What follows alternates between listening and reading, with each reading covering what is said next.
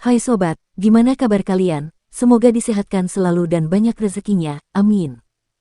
Jangan lupa untuk berlangganan. Dengan Anda berlangganan, Anda menjadi orang pertama di channel ini yang memiliki hak istimewa. Pada kesempatan kali ini, Sabta Novel akan melanjutkan Tales of Herding Gods episode 1316-1320. Untuk melihat video selengkapnya, sahabat bisa kunjungi playlist yang telah Mimin sediakan. Yuk mari, kita berimajinasi bersama dan masuk ke alur ceritanya.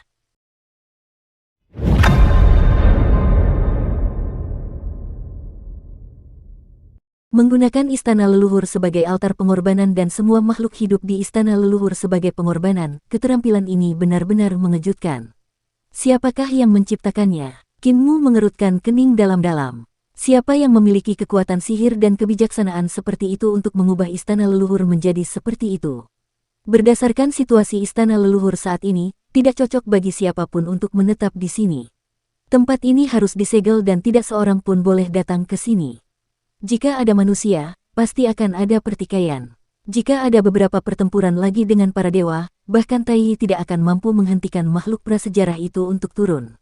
Langit runtuh, tetapi Tai menahannya. Aku bertanya-tanya apakah kaisar tertinggi masih hidup atau sudah meninggal. Sepertinya kepalanya belum jatuh. Kinmu melihat sekeliling, tetapi dia masih tidak melihat kepala kaisar tertinggi jatuh. Dewa primordial Ibu Pertiwi masih mencari-cari, dan tentakel terus menari-nari di tanah yang kacau. Itu adalah akar Ibu Pertiwi. Sepertinya Ibu Pertiwi hanya sempat menemukan satu kepalan tangan kaisar tertinggi, dan segalanya telah dikorbankan. Kaisar Agung sungguh menyedihkan. Kinmu menghela napas dengan menyesal. Sayang sekali benda itu tidak sampai ke tanganku. Sementara Dewa Langit keempat masih mengejar kepala kaisar tertinggi, aku akan pergi ke Laut Kekacauan terlebih dahulu dan mengambil batu purba itu. Laut Kekacauan awalnya adalah tambang perubahan besar, dan juga merupakan tempat yang tidak dapat dijangkau oleh kekuatan pengorbanan alam semesta sebelumnya. Laut itu dipenuhi dengan ki kekacauan, dan sangat berat. Laut itu dapat dengan mudah menyerap hal-hal lain ke dalam ki kekacauan. Ketika telapak tangan Xiao yang sangat dihormati di surga jatuh ke lautan, itu tidak akan menjadi persembahan kurban. Kemungkinan besar itu tidak akan diserap oleh Chaos Ki untuk sementara waktu, dan batu-batu primordial juga tidak akan diserap. Selama seseorang dapat masuk jauh ke dalam lautan kekacauan, mereka akan dapat menemukan pecahan-pecahan batu-batu primordial. Terakhir kali aku bisa keluar dari tempat itu hidup-hidup, aku harus bergantung pada benteng langit biru. Sayang sekali Taisu sudah lahir, dan benteng langit biru tidak mampu melakukannya.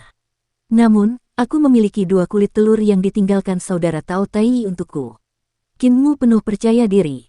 Dengan cangkang telur Tai, dia pasti bisa memasuki Laut Kekacauan dan menemukan pecahan batu asli dan tangan Xiao Tianzun. Pecahan batu asli merupakan harta karun, dan tangan pemuja surgawi Xiao juga merupakan harta karun yang luar biasa. Dia berlari ke arah Laut Kekacauan dengan kecepatan kilat. Tiba-tiba, bumi bergejolak, dan akar yang tak terhitung jumlahnya muncul dari tanah. Mereka seperti naga pengebor tanah yang mengebor masuk dan keluar dari bumi, mengejarnya dengan gila-gilaan. Ini penguasa purba Ibu Pertiwi lagi. Kinmu mengeksekusi seni ilahi agung menyeberangi perahu ilahi pantai kebangkitan dengan sebuah pikiran. Dia melangkah ke atas perahu ilahi dan berlayar jauh ke dalam kehampaan, meninggalkan dewa bumi primordial jauh di belakang. Akar yang tak terhitung jumlahnya mengikutinya ke dalam kehampaan dan melewati lapisan demi lapisan kehampaan seperti sekelompok setan yang menari-nari. Namun, saat Kinmu masuk lebih dalam, akar Ibu Pertiwi secara bertahap menjadi semakin habis. Akhirnya Ibu Pertiwi tak sanggup mengejar waktu dan hanya bisa mencabut akarnya. Kinmu melarikan diri dari kehampaan dan mencibir. Tubuhnya telah mendarat di permukaan Laut Kekacauan. Pada saat itu, 4 suara keras terdengar, dan tubuh Kinmu menegang. 4 sosok yang sangat tinggi muncul di sekelilingnya.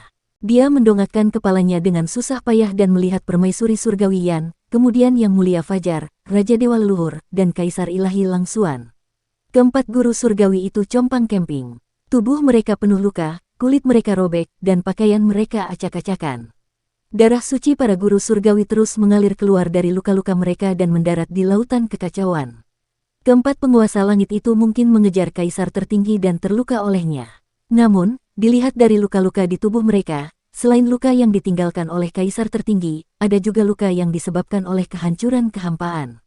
Keempat Dewa Agung itu seharusnya mengejar Kaisar tertinggi sampai ke kedalaman lapisan kehampaan ke-35, tetapi mereka telah dihancurkan oleh kehampaan sedemikian rupa. Qin Mu berdiri di tengah-tengah empat dewa dan patuh.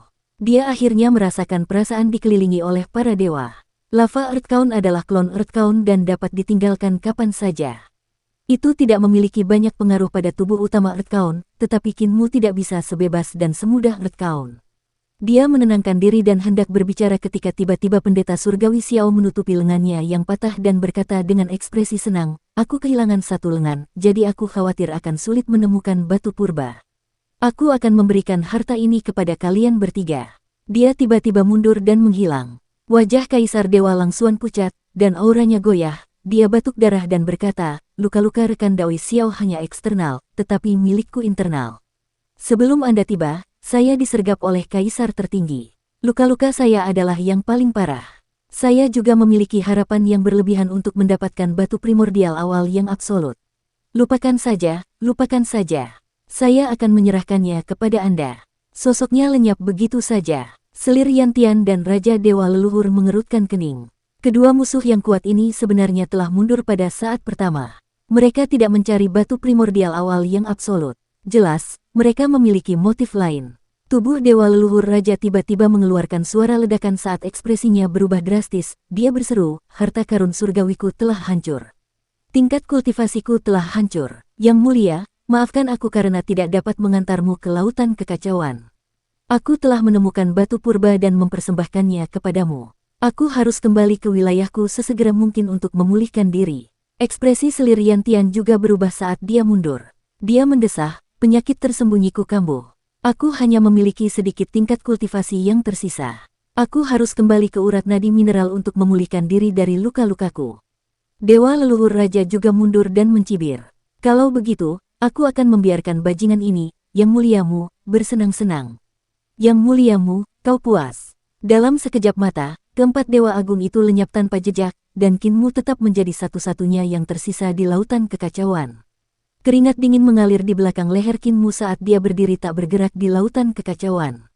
Keempat bocah nakal ini tahu bahwa akan sulit bagi mereka untuk melawan tiga lainnya, jadi mereka menggunakan alasan untuk mundur. Sebenarnya, mereka menunggu seseorang untuk mengeluarkan batu mentah itu. Ketiganya akan bergandengan tangan untuk menyerang dan melukai orang itu dengan parah. Bola matanya berputar. Meskipun keempat pemuja surgawi telah pergi, aura ki mereka telah terkunci di tempat itu.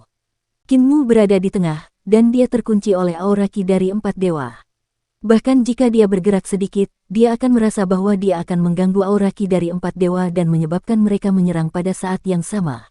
Bahkan jika aku dapat lolos ke laut kekacauan dalam sekejap, aku tidak akan dapat lolos dari kematian.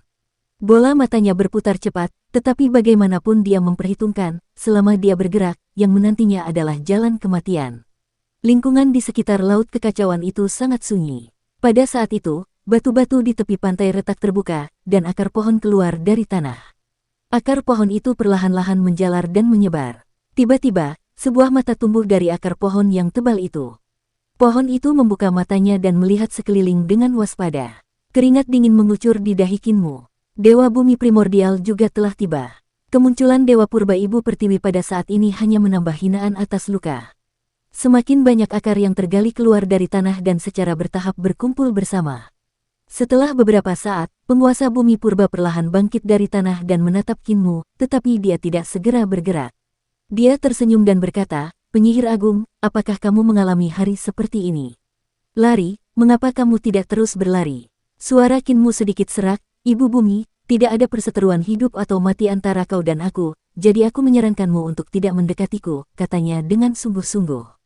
Keempat pemuja surgawi berada di dekatnya, dan ki serta vitalitas mereka saling terkait, menunggu kesempatan untuk menyerang. "Jika kau mendekatiku atau menyentuhku, kau akan menarik serangan mereka." Dewa Bumi Purba menampakkan ekspresi ragu dan mengamatinya. Ia kemudian mengamati sekelilingnya, tetapi ia tidak menemukan jejak keempat dewa surgawi itu. Ia tersenyum dan berkata, "Kali ini aku akan mempercayaimu." Qin Mu tercengang saat melihat penguasa Purba Ibu Pertiwi benar-benar menggali tanah dan menghilang. "Mengapa Ibu Pertiwi belajar menjadi lebih pintar? Aku bahkan ingin memancingnya keluar dan menggunakan tubuh jasmaninya untuk memblokir serangan keempat dewa surgawi." Meskipun hanya sesaat, aku masih bisa melarikan diri. Qin Mu berkedip dan butiran keringat mengalir dari dahinya hingga ke matanya. Ibu Bumi benar-benar mempercayai kata-katanya, yang benar-benar di luar dugaannya. Hari ini benar-benar tidak berjalan baik. Mungkinkah ada seseorang yang merencanakan sesuatu terhadapku? Tepat saat dia memikirkan hal ini, riak-riak tiba-tiba muncul di laut kekacauan. Mengapa tiba-tiba ada gelombang di laut yang kacau saat ini? Rambut Qin Mu berdiri tegak, dan dia mengutuk dalam hatinya. Dia segera naik ke langit dan mengeksekusi seni ilahi agung yang paling dia kuasai tanpa penjelasan apapun. Dia mencoba melarikan diri ke Void untuk menghindari serangan dari 4 pemuja surgawi. Pada saat tubuhnya bergerak, aura dari 4 dewa surgawi langsung tertarik satu sama lain dan bertabrakan. Ada kekuatan sihir dan kesadaran ilahi yang berbeda dari keempat pemuja surgawi dalam aura ini. Pada saat mereka bertabrakan, Qin Mu segera merasakan sirkulasi ki vital dan kesadaran ilahinya menjadi lamban. Seni ilahi perahu kebangkitannya tidak dapat mengambil bentuk sama sekali dan tidak dapat membawanya ke dalam kehampaan. Aku dikutuk, hati Qin Mu hancur dan dia segera membuat 2 persiapan. Dengan suara berdengung, wilayah harta karun ilahinya terbuka. Dia meraih jepit rambut kayu persik milik Ling yang sangat dihormati di surga dengan satu tangan dan urat mineral kekacauan di wilayah harta karun ilahinya dengan tangan lainnya. Di tambang kekacauan wilayah harta karun ilahinya, 2 cangkang telur perubahan besar terbang.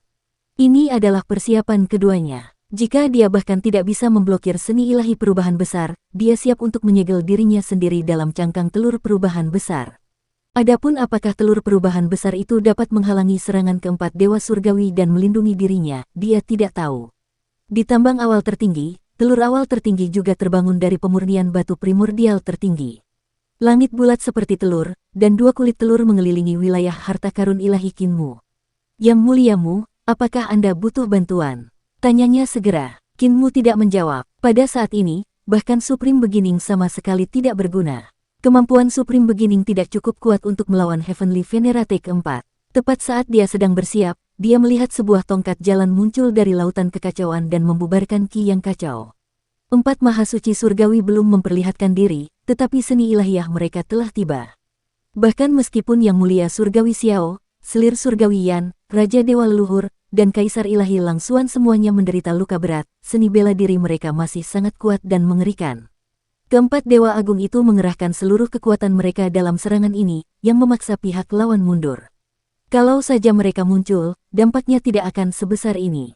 Tepat saat seni bela diri mereka hendak mencapai sisi Qin Mu, tongkat jalan yang tidak mencolok itu tiba-tiba berhenti. Qin Mu mendengar ledakan keras, dan seluruh lautan yang kacau itu terpental oleh tongkat itu. Seni ilahi dari 4 dewa surgawi itu bagaikan kertas, hancur berkeping-keping karena benturan yang mengerikan. Ombak besar yang ditimbulkan oleh lautan yang kacau itu menghancurkan ke segala arah, meremas kekosongan hingga runtuh. Tiba-tiba, sosok keempat dewa muncul. Mereka terangkat oleh gelombang laut yang kacau dan tak dapat menahan diri untuk tidak terbang mundur. Keempat pemuja surgawi itu mengerang dan berusaha sekuat tenaga untuk menstabilkan tubuh mereka. Namun, mereka tidak dapat menstabilkan tubuh mereka dalam menghadapi kekuatan ini. Mereka sangat terkejut. Kekuatan ini bahkan melampaui tubuh fisik Kaisar Surgawi Dewa Kuno, melampaui bentuk lengkap Kaisar tertinggi. Mereka bahkan merasa bahwa kekuatan ini mewakili alam yang melampaui batas pengadilan surgawi. Apa? Keempat dewa surgawi itu menari dan terlempar jauh. Keempatnya mendarat di tanah dan tidak mengatakan sepatah kata pun. Mereka berbalik dan pergi, dengan cepat menghilang ke 4 arah istana leluhur. Di bawah tanah, Dewa Bumi Primordial tidak pergi jauh. Dia diam-diam mengamati pergerakan laut yang kacau, dan ketika dia melihat pemandangan ini, dia tidak bisa menahan diri untuk tidak menggigil beberapa kali. Dia segera menyelam ke bawah tanah dan melarikan diri dengan panik. Lambat laun, gelombang yang ditimbulkan oleh lautan yang kacau menjadi tenang, dan tidak lama kemudian, lautan yang terbentuk oleh ki yang kacau kembali normal. Qin Mu menghela napas lega dan buru-buru meletakkan 2 cangkang telur taiyi kembali ke dalam urat mineral kekacauan. Dia bingung, ada apa dengan tongkat ini? Tongkat itu pun mundur ke surga keempat kalinya, karena tahu bahwa itu sulit, maka ia pun diam lagi dan berdiri di permukaan laut. Qin Mu ragu sejenak, lalu melangkah maju untuk memeriksa tongkat itu dengan saksama. Tidak ada yang aneh dengan tongkat itu, seolah-olah tongkat itu diukir dari kayu biasa. Tak ada tanda pada tongkat jalan itu, bahkan aura Dao Agung pun tak bisa dirasakan. Akan tetapi, tongkat jalan biasa inilah yang telah melemparkan makhluk surgawi keempat dan membuat mereka mundur. Saudara Taois perubahan besar. Qin Mu membungkuk dalam-dalam ke tanah dan berkata dengan tulus, terima kasih atas bantuanmu. Batu purba itu seharusnya jatuh ke tangan saudara Taois, kan? Aku bisa yakin sekarang bahwa batu purba itu ada di tanganmu.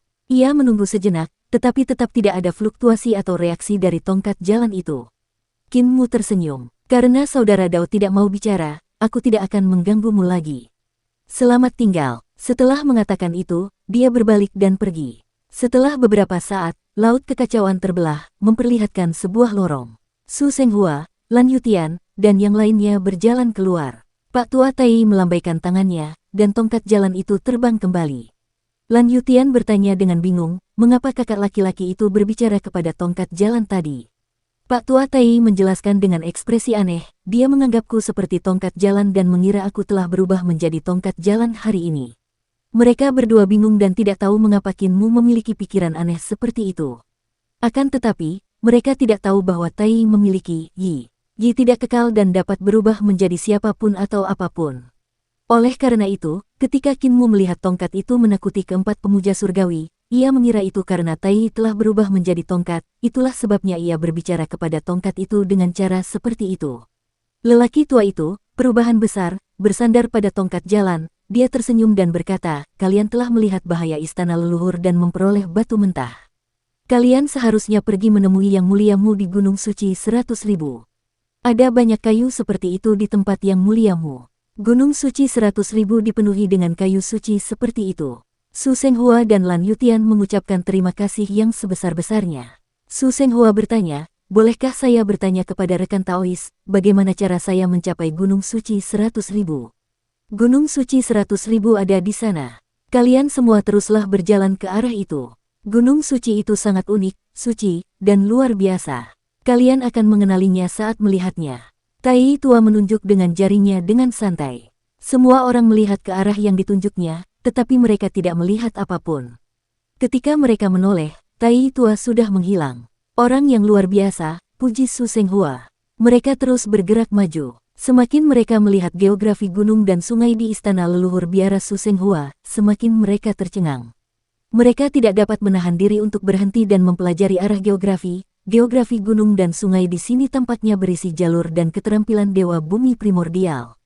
Ada 36 jenis dao besar di kota primordial, dan semuanya dapat ditemukan di istana leluhur.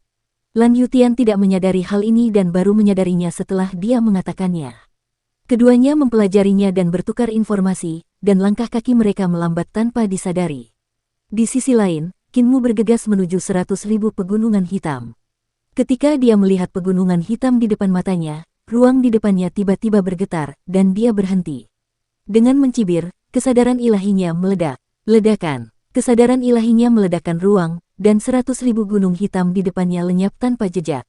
Di tempat mereka ada kepala yang sangat besar. Kepala itu berambut panjang dan bagian belakang kepalanya menghadap ke arahnya. Kaisar Agung, lukamu terlalu parah. Kau memasang ilusi untuk memikatku, tapi aku benar-benar melihatnya.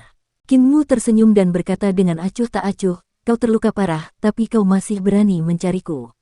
Apa kau tidak takut aku akan membunuhmu? Hahaha, Yang Muliamu, kau benar-benar terlalu memikirkan dirimu sendiri.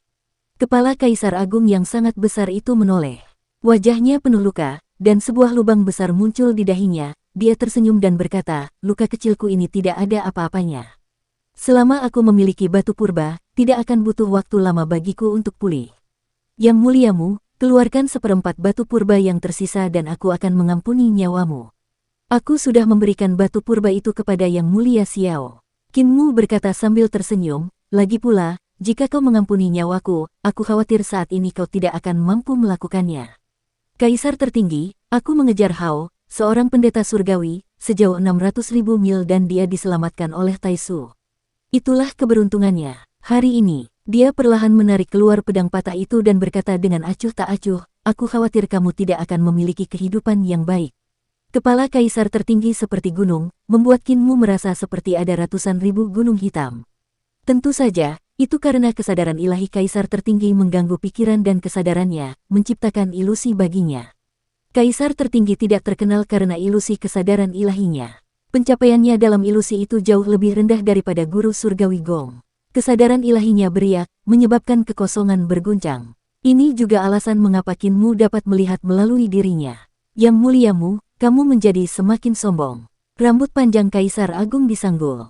Rambutnya ikal alami dan panjang. Saat digulung, dia marah, dan tumpukan rambut keriting itu berkibar tertiup angin. Dalam rentang hidupku yang miliaran tahun, kau hanyalah belalang kecil yang hanya bisa melompat dari musim semi ke musim gugur, katanya acuh tak acuh. Sebelum dia bisa menyelesaikan kata-katanya, domain harta karun suci Kinmu meletus. Wilayah harta karun ilahinya meraung dan meluas. Kaisar tertinggi mencibir, dan rambutnya yang bergelombang berkibar seperti ular besar. Bahkan jika wilayah harta karun ilahi Kinmu meluas hingga batasnya, itu hanya akan menutupi kepalanya. Kepala Kaisar tertinggi menempati hampir setengah dari ruang di wilayah harta karun suci Kinmu. Di depan kepala besar ini, istana surgawi dan pengadilan surgawi Kinmu yang mengambang juga tampak tidak penting. Mereka seperti kota-kota kecil yang mengambang di depannya. Sebaliknya, tubuh utama Kinmu tampak semakin tidak berarti. Senyum muncul di wajah Kaisar tertinggi saat dia melihat bayangan dewa-dewa kuno di wilayah itu. Dia mencibir. Ini wilayahmu, tidak buruk sama sekali. Namun, akulah yang menciptakannya. Dari zaman kuno hingga sekarang, di antara miliaran kultivator, akulah yang pertama menciptakan wilayah. Akulah sang pelopor. Kamu berani menggunakan domain kesadaran ilahi tertinggi di hadapanku. Kinmu tertawa keras dan terbang ke langit. Pedang patah di tangannya kembali ke bentuk aslinya, dan cahaya pedang berkedip saat dia menusuk ke arah Kaisar tertinggi. Dia telah menggunakan domain jalur pedangnya. Domain jalur pedang merupakan salah satu domain dalam harta karun ilahinya. Pada saat itu, domain pedang meletus, dan para dewa di dalamnya melepaskan kekuatan sihir dan jalur-jalur mereka.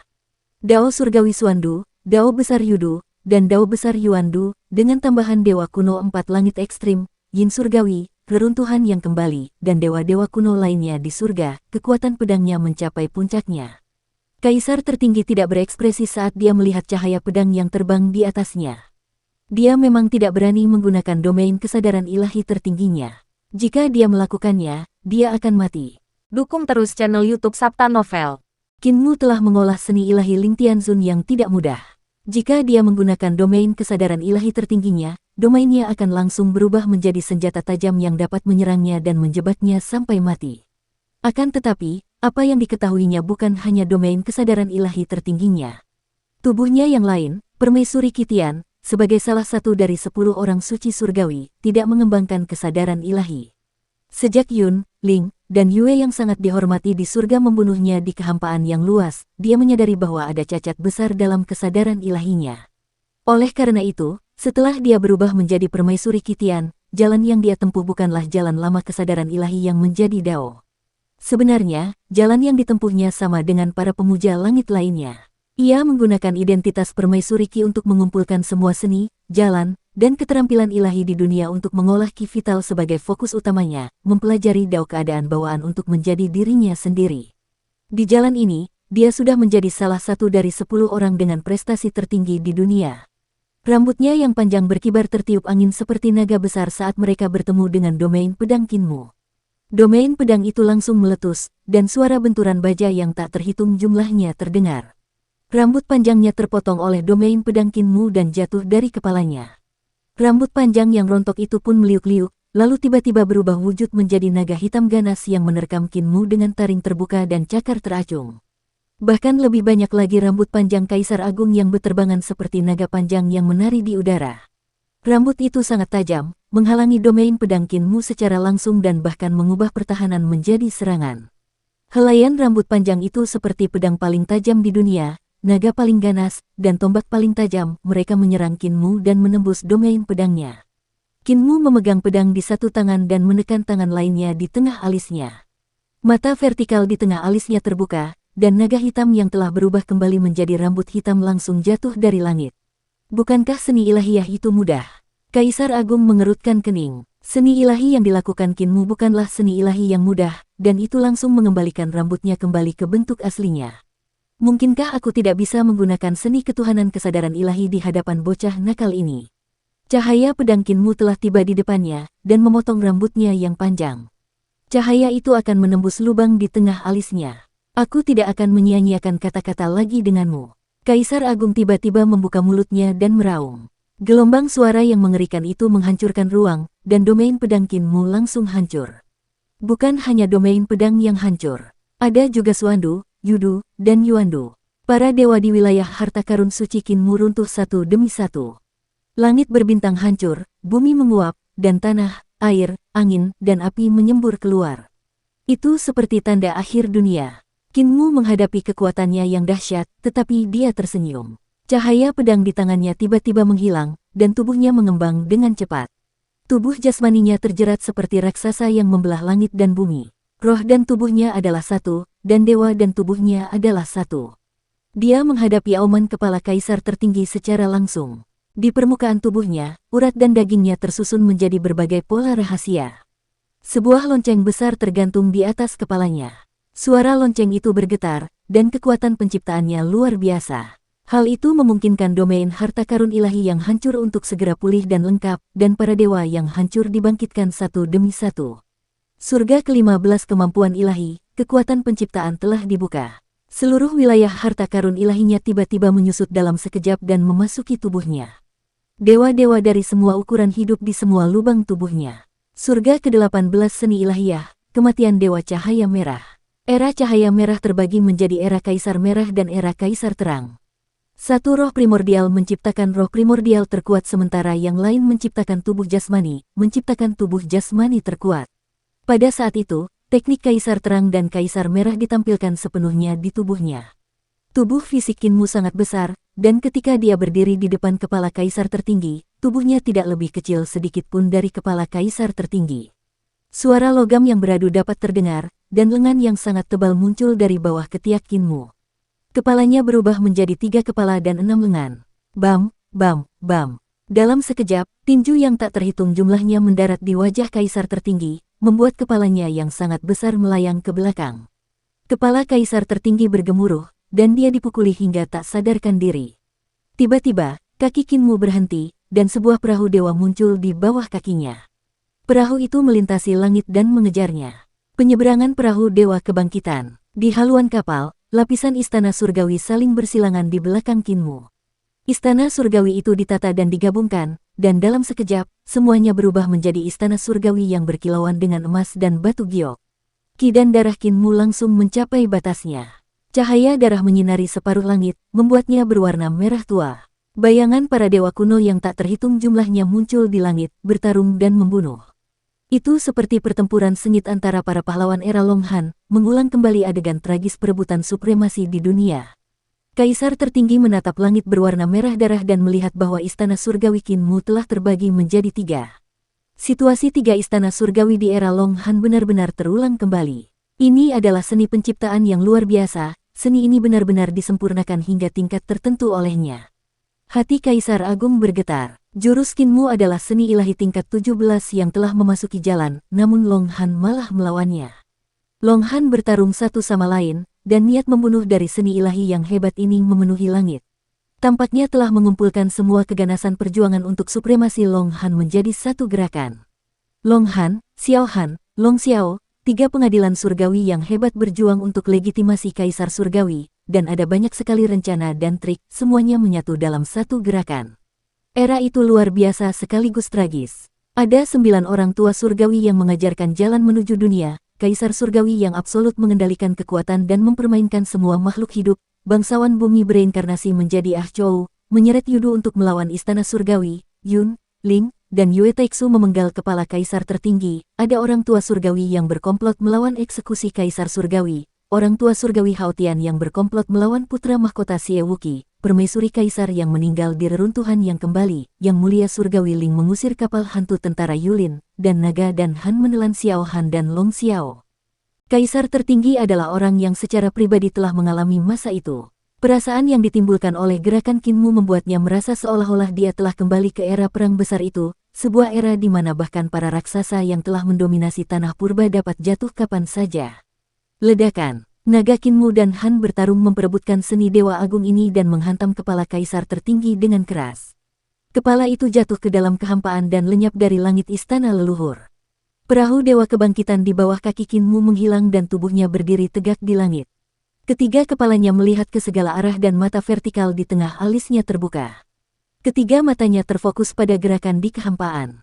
Kaisar tertinggi, Anda tidak takut, kan? Suaranya seperti gangren yang melekat pada tulang, dan mengikuti dari dekat kepala kaisar tertinggi saat melewati lapisan ruang hampa, memasuki telinga kaisar tertinggi dengan kejelasan yang tak tertandingi. Sebagai kaisar terkuat di era yang tak terlupakan, Anda telah ditangani oleh Yang Mulia Surgawi Yun, Yang Mulia Surgawi Ling, Yang Mulia Surgawi Luas, dan 4 Yang Mulia Surgawi Lang, Xiao, Yan, dan leluhur. Hidupmu adalah hidup yang penuh kegagalan. Larilah. Kepala kaisar tertinggi menyapu lapisan kehampaan dengan ekspresi muram. Dia dapat dengan jelas mendengar suara Kinmu dan juga dapat dengan jelas melihat sosok Kinmu. Kepalanya berubah, dan daging serta darahnya tumbuh. Tekniknya adalah teknik terkuat di dunia, kesadaran ilahi tertinggi yang agung. Bahkan jika dia tidak memiliki batu purba, dia masih bisa memperbaiki tubuhnya secara paksa. Namun, menggunakan kesadaran ilahi untuk memperbaiki tubuhnya jauh lebih rendah daripada batu purba. Luka-lukanya sangat serius, dan kesadaran ilahinya bahkan lebih parah lagi. Menggunakan kesadaran ilahi untuk memperbaiki tubuhnya akan meninggalkannya dengan bahaya tersembunyi yang besar. Terus melarikan diri. Suara Kinmu masih terdengar. Ini tidak sulit bagimu. Lagi pula, kau telah berlari selama 1.000.000 tahun, dan kau bahkan tidak berani berubah menjadi seorang pria. Kau hanya berani berubah menjadi seorang wanita dan bersembunyi di harem Kaisar Surgawi, memaksakan senyum di wajahmu. Kaisar Agung tertinggi, Kaisar Surgawi pertama yang memerintah alam semesta, benar-benar berubah menjadi seorang wanita dan mengandalkan harem Kaisar Surgawi untuk bersaing dengan selir-selir Kaisar Surgawi demi mendapatkan dukungan, menjual senyum untuk bertahan hidup. Ekspresi Kaisar Agung menjadi semakin muram. Tiba-tiba, rambut keritingnya menyebar dan menembus void, mengunci kepalanya di tempatnya. Ia berhenti di lapisan ke-27 kehampaan, dan rambutnya menjulur ke segala arah seperti bulu babi, menguncinya di tempat. Kesadaran ilahi tertingginya beredar dengan kecepatan penuh, dan kesadaran ilahi yang tersisa digunakan untuk memvisualisasikan tubuh jasmaninya. Tanpa tubuh jasmani, dia merasa tidak akan mampu melawan seorang bangsawan surgawi seperti Kinmu yang telah membangun jalannya dengan seni ilahi. Dia harus menggunakan seluruh tubuh jasmaninya. Pada tahun-tahun awal Dragon Han, alasan mengapa Kinmu dianugerahi gelar yang mulia surgawi adalah karena seni ilahinya yang menetapkan jalannya. Dulu, Kinmu masih tampak sangat hijau, tetapi sekarang, namanya telah menjadi kenyataan. Seni ilahinya telah berhasil membangun jalannya, menjadi seorang dewa sejati yang terhormat. Keberadaan seperti itu layak dihormati, dan layak pula menjadi ajang pertarungan kaisar tertinggi. Daging dan darah tumbuh di bawah lehernya, dan tak lama kemudian, dadanya tumbuh, dan keempat anggota tubuhnya tumbuh. Kaisar tertinggi terus bervisualisasi, menggunakan kesadaran ilahi terakhirnya untuk menempa tubuh jasmani baru.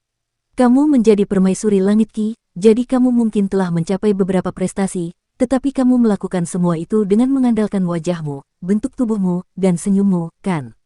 Suara Kinmu sangat kejam, dan itu merasuki pikirannya. Kamu telah menyembunyikan seluruh hidupmu, kapan kamu akan berani bertarung secara terbuka seperti seorang pria? Mungkinkah kamu telah lupa bahwa kamu adalah seorang pria setelah menjadi seorang wanita begitu lama? Ekspresi kaisar tertinggi dingin saat kepalanya perlahan menyusut. Dia berusaha sekuat tenaga agar tubuhnya tidak berbeda dari seorang kreator biasa. Kinmu tidak berbicara lagi. Sudut mata kaisar tertinggi berkedut. Pada saat itu, dia merasakan tatapan Kinmu. Tatapan itu melewati lapisan kehampaan ke-27 dan mendarat di tubuhnya, menemukan lokasinya yang tepat. Kaisar Agung menutup matanya dan mengeksekusi kesadaran ilahi tertinggi Luo yang agung. Seketika, semua jenis cahaya bersinar di lapisan kehampaan ke-27, dan para dewa muncul satu demi satu, membekas di lubang-lubang tubuhnya. Metode ini sangat mirip dengan tubuh Dewa Kinmu yang berwarna merah cerah, tetapi dibandingkan dengan Kinmu, dia adalah yang asli.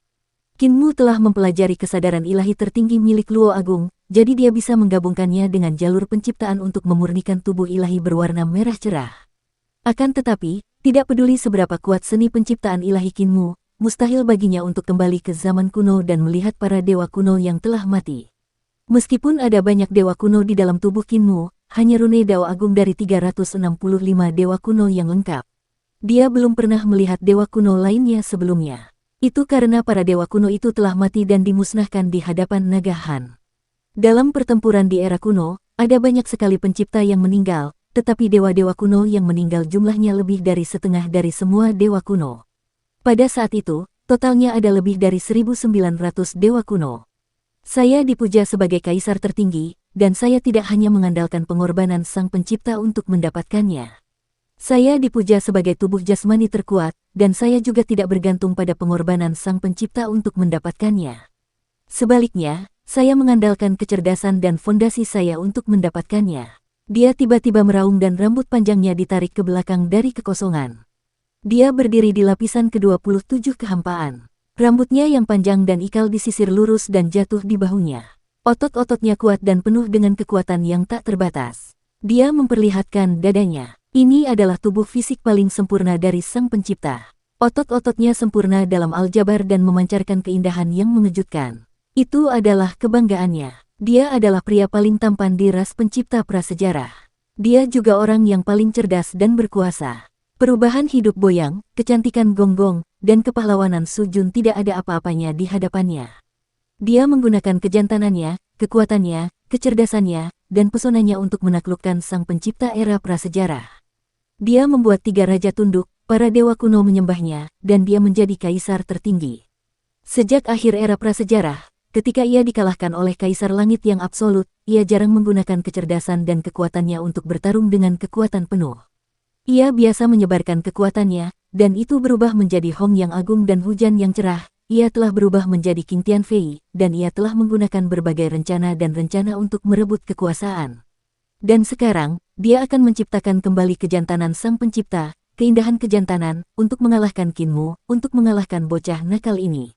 Dia menunggu kedatangan Kinmu dengan tenang.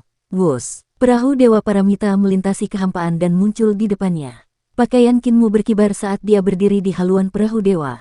Hanya ketika perahu dewa berhenti, pakaiannya yang berkibar menjadi tenang. Kaisar Langitmu, kata kaisar tertinggi dengan suara yang dalam dan dalam. Kinmu membungkuk sedikit. Kaisar tertinggi, silakan, silakan. Kaisar tertinggi berteriak, dan lebih dari 1.900 dewa kuno di tubuhnya mengerahkan kekuatan mereka pada saat yang sama. Mereka membuat tubuhnya melayang dan bersinar, menghancurkan 27 lapisan kehampaan hingga hancur. Pada saat berikutnya, dia muncul di hadapan Kinmu, penguasa zaman dahulu kala, satu-satunya kaisar. Auranya yang mendominasi terpancar dalam satu pukulan. Dia melontarkan pukulan, ledakan. Kedua tinju itu bertabrakan, dan kedua sosok besar itu terpisah satu sama lain dan jatuh ke belakang. Mereka menghancurkan kehampaan, menciptakan guntur dan kilat di dalamnya. Ada cahaya darah dalam petir itu, dan itu adalah darah yang menyembur keluar dari kulit tubuh mereka. Lubang pembuangan satu kelahiran Ki. Kinmu mengeluarkan raungan panjang karena marah dan menghentikan tubuhnya. Dia kemudian bergegas maju seperti aliran cahaya, dan jurang besar yang runtuh muncul di bawah kakinya. Kibawaan di atas kepalanya terhubung ke jurang besar, dan bunga teratai dengan 2 akar muncul di jurang besar. Kibawaan di atas kepalanya berubah menjadi bunga teratai, dan tubuhnya berputar cepat. 3 kepala dan 6 lengannya meninju berkali-kali dalam sekejap. Raja Tai meraung dan menyerangnya. Mao Shen yang hanya berupa lubang pembuangan tidak akan mampu menahan satu pukulan pun dariku. Kelahiran Ki primordial adalah surga ke-12 dari seni ilahi Kinmu yang telah memasuki jalan tersebut. Bagian terkuat dari gerakan ini adalah melahap kekuatan musuh, menyebabkan bunga teratai di jurang besar bergoyang, lalu menelan kekuatan seni ilahi musuh ke jurang besar, mengubahnya menjadi kibawaan yang akan jatuh dari bunga teratai di atas kepalanya dan mengalir kembali ke tubuhnya. Kibawaan tumbuh semakin kuat, dan kekuatan seni ilahi tumbuh semakin kuat, menyebabkan kerusakan lebih besar pada musuh. Ini adalah seni ilahi yang diciptakannya berdasarkan metode surgawi yang suci di wilayah iblis yang hampa. Dapat dikatakan bahwa ia telah menyerap kebijaksanaan surgawi yang suci. Namun, Kinmu bukanlah seorang Heavenly Venerate Clear Heaven. Dia tidak memiliki garis keturunan Heavenly Emperor Absolute Beginning dan Permaisuri Yuanmu, tetapi penelitiannya tentang kibawaan dan jalur kembalinya reruntuhan tidak kalah sedikit pun dengan Heavenly Venerate Clear Heaven. Bahkan, dia telah melampaui kebijaksanaan Heavenly Venerate Clear Heaven. Dia telah memperoleh rune Dao Agung di Paviliun Pelindung Leluhur Dao. Rune di Paviliun Pelindung menggunakan aljabar untuk menganalisis Dao Agung para dewa kuno, yang mencakup rune Dao Agung dalam tubuh fisik Kaisar Surgawi Primordial Ki. Kinmu juga memperoleh tubuh jasmani permaisuri dan nyonya Perdana Menteri, jadi dia memiliki pemahaman menyeluruh tentang Dao Agung dari tubuh jasmani kedua dewa kuno. Pada saat yang sama, dia telah menggunakan aljabar mikroskopis untuk menebus kekurangan leluhur Dao. Namun, dengan titik ini, pemahaman surgawi yang sangat tinggi tentang satu kibawaan dan jalan kembalinya reruntuhan mungkin tidak dapat dibandingkan. Lebih jauh lagi, kulit telur Kaisar Surgawi berada di tengah alisnya, jadi dia bahkan mulai bersentuhan dengan jalan awal yang absolut. Kalau mereka berdua bertarung di alam yang sama dan secara bawaan menggunakan satu ki dan jalur kembalinya reruntuhan, Yang Mulia Surgawi surga luas akan memiliki keuntungan dari garis keturunannya, dan kekuatan seni ilahinya akan sangat tirani, sedangkan Kinmu, di sisi lain, akan memiliki keuntungan karena memiliki pemahaman yang lebih dalam tentang Dao awal absolut dan lubang pembuangan, jadi dia mungkin tidak lebih lemah daripada Kaisar Surgawi Hao. Pada saat keduanya bertabrakan, Kaisar tertinggi segera merasakan kekuatannya sendiri tercurah keluar dan dilahap oleh jurang besar di bawah kaki Kinmu. Dalam situasi seperti ini, dia pasti akan menjadi semakin lemah. Bang bang bang, tinju mereka bagaikan cahaya dan kilat, dan kecepatan mereka sangat cepat. Tubuh mereka bergerak lebih cepat lagi, dan dalam sekejap mata, mereka telah menyerang dari satu ujung void ke ujung lainnya. Kinmu mengandalkan 3 kepala dan 6 lengannya, dan kecepatan serangannya sangat memukau. Dalam sekejap, tinju yang tak terhitung jumlahnya mengalir turun. Setiap kali Kaisar tertinggi menerima pukulan darinya, dia merasakan kekuatan di tubuhnya terkuras abis, dia dilahap abis oleh pihak lain. Kekuatannya mengalir ke tangan dan lengan pihak lain, ke tubuhnya, melalui kakinya, dan ke jurang besar reruntuhan yang kembali. Ketika ia mencapai jurang besar reruntuhan yang kembali, ia segera kehilangan kemampuan untuk merasakan kekuatannya sendiri. Ia seharusnya telah dilahap dan dimurnikan oleh jurang besar, berubah menjadi satu ki bawaan. Sejak ia bangkit kembali, ia telah memperoleh koneksi dengan tubuh lainnya, Qi Tianfei. Ia telah menggunakan kultivasinya yang sangat padat untuk membuka istana surgawi harta karun ilahinya, menjadi eksistensi 34 istana surgawi dalam satu lompatan, menebus kekurangan ki vitalnya. Namun, dalam pertempuran dengan Dewa Surgawi keempat, istana surgawinya hampir hancur total. Sekarang, ki esensi di istana surgawi yang hancur mengalir keluar dengan liar dan mengalir deras ke tubuh Kinmu. Pada saat itu, dia tidak lagi memiliki sarana untuk mengendalikan hilangnya ki esensi. Ledakan, dia terkena serangan Kinmu sekali lagi, dan tubuhnya yang agung terus-menerus menghantam lapisan kehampaan, jatuh dari lapisan ke-27 ke lapisan ke-10. Darah terus menyembur keluar dari mata, telinga, mulut, dan hidungnya. Dia mengangkat kepalanya untuk melihat, tetapi kekosongan yang telah dihancurkan belum tertutup. Kinmu bergegas turun dengan gila dari lubang di lapisan ke-17, dan tubuhnya berputar. Tinju yang tak terhitung jumlahnya terbang keluar, membentuk objek besar yang dibentuk oleh tinju yang tak terhitung jumlahnya, itu seperti mesin paling presisi yang memenuhi penglihatannya.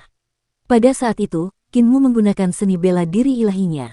Roh primordial dan roh bela diri dari petani tua Zuocha, salah satu dari 4 guru surgawi agung Kaisar pendiri, dilepaskan sepenuhnya di bawah tinjunya. Kaisar tertinggi mengangkat tangannya untuk menyeka darah di sudut mulutnya dan segera mengubah gerakannya. Puluhan istana surgawi yang compang camping tiba-tiba terbang keluar dari belakangnya.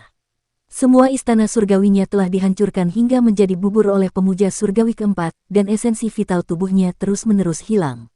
Namun, seolah-olah dia tidak bisa merasakan betapa beratnya luka-lukanya. Dengan teriakan keras, dia melihat semua istana surgawi runtuh pada saat itu.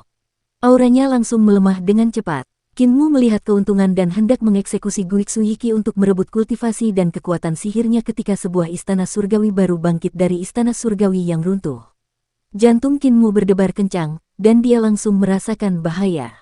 Momentum menyelamnya langsung terhenti, dan dia terbang kembali, bangkit dari banyak lubang di kehampaan yang belum tertutup. Istana surgawi Kaisar tertinggi direnovasi dengan kecepatan yang mengerikan, dan aura istana surgawi memberi Kinmu perasaan yang sangat familiar. Itu tidak lain adalah istana surgawi yang memiliki kesadaran ilahi yang agung. Kaisar tertinggi tahu bahwa kultivasinya sudah tidak banyak lagi. Jika kekuatan sihirnya tersebar ke istana surgawi lainnya, pasti akan sulit baginya untuk melawan seni ilahi Kinmu. Dia mungkin juga menghancurkan istana surgawi lainnya dan mengumpulkan energi dari semua istana surgawi, membangun kembali kesadaran ilahi istana surgawi yang agung. Hanya dengan cara ini dia bisa mengumpulkan seluruh kekuatannya untuk membunuh Kinmu dalam waktu sesingkat-singkatnya. Begitu istana surgawi yang agung dan kesadaran ilahinya terbentuk, hantu roh primordialnya bergetar dan muncul di kursi Kaisar Aula Harta Karun Ling Xiao istana surgawi yang agung dan menyeluruh. Ia duduk dalam posisi yang berbahaya. Proyeksi roh primordial Kaisar tertinggi. Kekuatan Kaisar melesat ke langit dan menembus lapisan ruang hampa. Kaisar duduk di singgasana aula istana surga tertinggi dan memerintah dunia, memimpin semua pahlawan. Dia memiliki gayanya sendiri yang mengesankan. Kaisar tertinggi telah menjadi penguasa zaman purba selama ratusan juta tahun, dan kekuatan kaisarnya bahkan berada di atas kekuatan kaisar surgawi di zaman purba. Sudut mata Qin Mu berkedut. Kekuatan kaisar ini membuat orang merasa bahwa dia bisa menjadi musuh, dan bahkan hati Taonya pun terpengaruh. Sekalipun kaisar tertinggi bukanlah kaisar yang memiliki tahta kerajaan yang utuh dan tidak memiliki roh primordial yang utuh, tekanan yang dirasakannya sangat mengerikan. Pada saat yang sama ketika tubuhnya mundur secara eksplosif, dia segera mengeksekusi seni ilahinya, penyeberangan perahu ilahi paramita, dan dia melewati lapisan-lapisan kehampaan dengan kecepatan yang lebih cepat. Dengan dua ledakan keras, dia bergegas ke kehampaan ke-29. Pada saat yang sama, seni ilahi lainnya meledak, memungkinkannya memasuki alam di mana ia bisa melupakan segalanya dalam waktu singkat.